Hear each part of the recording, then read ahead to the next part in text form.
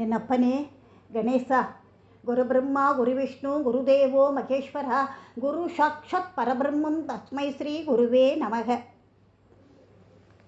சங்கடம் தீர்ப்பாய் சனி பகவானே, மங்களம் பொங்க மனம் வைத்துருள்வாய், சச்சரவின்றி சாகா நெறியில் இச்சகம் வாழ இன்னருள் தாதா. இந்த ஸ்லோகத்தை கேட்ட உடனே தெரிஞ்சிருக்கும் யாரை பற்றி சொல்ல போகிறேன்னு. மகாராஷ்டிராவில் சனி ஷிக்னாப்பூர் அப்படிங்கிற இடத்துல இருக்கிற சனி பகவானை பற்றி தான் சொல்ல போகிறேன். ரொம்ப பிரசித்தி பெற்றவர். அவரோட பிரசித்திக்கு அளவே இல்லை. நிச்சயமாக எல்லோரும் பார்க்க வேண்டிய ஸ்தலம் அது சனி ஷிக்னாப்பூர். மகாராஷ்டிராவில் அகமது நகர் மாவட்டத்தில், அதாவது ஷிரடியிலேருந்து கொஞ்சம் தூரத்தில் தான் இருக்குது சனி ஷிக்னாப்பூர். முதல்ல இங்கே என்ன அதிசயம் அப்படின்னாக்க, வீடுகளில் கதவே கிடையாது. சும்மா கதை விடாத அப்படின்னு நினைக்க வேண்டாம், உண்மையிலேயே அதுதான். எந்த ஒரு வீட்டுக்கும் கதவு கிடையாது. இங்கே பகவான் சனீஸ்வரன் கோவில் இருக்குது. அதிசய கிராமம் இது. சுமார் 300 வருஷங்களுக்கு முன்னாடி பனஸ்நாலா நதியில் ஒரு நாள் வெள்ளம் கரபுரண்டு ஓடித்து. அதனால் ஆத்தங்கரையில் இருந்த பொருட்கள்லாம் தண்ணியில எல்லாம் அடிச்சுட்டு போயிடுத்து. அப்புறம் ஒரு வாரம் கழிச்சு தான் வெள்ளம் நின்றுது. தண்ணி வடிஞ்சதுக்கு அப்புறமா ஒரு பெரிய கருப்பு கல் ஒன்று தண்ணில் அடிச்சுட்டு வந்து ஷிக்னாப்பூருக்கு வந்து கொடுத்தது. அந்த ஊர்க்காரா இந்த கருப்பு கல் இருக்கிறத பார்த்தா, என்னடா அது இங்கே ஒரு கருப்பு கல் இருக்கே அப்படின்னு நினச்சிக்கிட்டு அதில் ஒருத்தர் என்ன பண்ணார், ஒரு குச்சி எடுத்து இந்த கருப்பு கல்லை குத்தி பார்த்தேன். அதுலேருந்து ரத்தம் வர ஆரம்பிச்சுது. எல்லாரும் பயந்துட்டு போயிட்டா.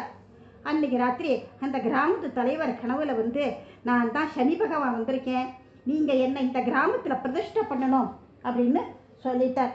பிரதிஷ்டை பண்ணினாலும் மேலே கூரை போடக்கூடாது, திறந்த வெளியில் இருக்கணும் அப்படின்னு சொல்ல, உடனே அந்த கனவுல வந்த கிராமத்துக்காரர்கிட்ட சொன்னால், கிராமவாசிகள்லாம் அந்த தெய்வத்தோட கட்டளையை மதித்தா இப்போ வரைக்கும் அங்கே சனி பகவான் திறந்து வெளியில் தான் இருக்கார். சனி பகவானுக்கு எந்த அலங்காரமோ அல்லது கோவிலோ எந்த கோலாகலமோ அது மாதிரிலாம் இல்லாமல் கிடையாது. வெறும் திறந்த வெளியில் 5.5 அடி உயரத்தில் ஒரு கருங்கல் சிலை மட்டும்தான் இருக்கும். சிலையோட 2 பக்கத்துலேயும் திரிசூலம், நந்தி, ஹனுமான். மகாராஷ்டிராவில் ஹனுமான் ரொம்ப ஃபேமஸ்ஸு. அவர் இருக்கார். இவா எல்லோரும் இருக்கா, அவ்வளோதான். பக்தா அபிஷேகம் பண்ணுவா. ஏன்னா அவரோட கொது குறையணும் இல்லையா, தாக்கம் குறையணுக்காக அபிஷேகம் உண்டு. சனி பகவானோட தாக்கத்தை தணிக்கிறதுக்காக அவர் மேலே எண்ணெயை ஊத்துறா. இதுவும் பக்தாலோட கனவுல எண்ணெய் அபிஷேகம் செய்ய சொன்னதுனால எண்ணெய் அபிஷேகமும் உண்டு. அப்புறமா சனி பகவான் இன்னும் ஒரு கட்டளையும் போட்டார். இந்த ஊருக்குள்ள நான் தான் காவல் தெய்வம். அவர் காவல் தெய்வமாக இருக்கிறதுனால அந்த ஊரில் உள்ள வீடு, கடை, ஏன் பேங்க்கில் கூட கதவு கிடையாது. ஜன்னல் இருக்கும், ஆனால் அதுக்கு கதவு கிடையாது. ஒரு துணியால் மறைச்சி வைப்பா. யாரும் அங்கே திருடவும் மாட்டா. அப்படி திருடினா அடுத்த நாள் திருடினவா உயிரோடு இருக்க மாட்டா. அதனால் அந்த ஊரில் திருட்டு பயம் அப்படிங்கிறதே கிடையாது. அந்த ஊர் போலீஸ் ஸ்டேஷனில் கூட இன்னி வரைக்கும் ஒரு வழக்கு வந்தது கிடையாதான். யாராவது திருடினான்னாக்க சனி பகவான் தண்டித்து விடுவாருங்கிற ஆழமான நம்பிக்கை. தினம் இந்த கோவிலுக்கு 30,000லேருந்து 50,000 பேர் வரைக்கும் வர்றா.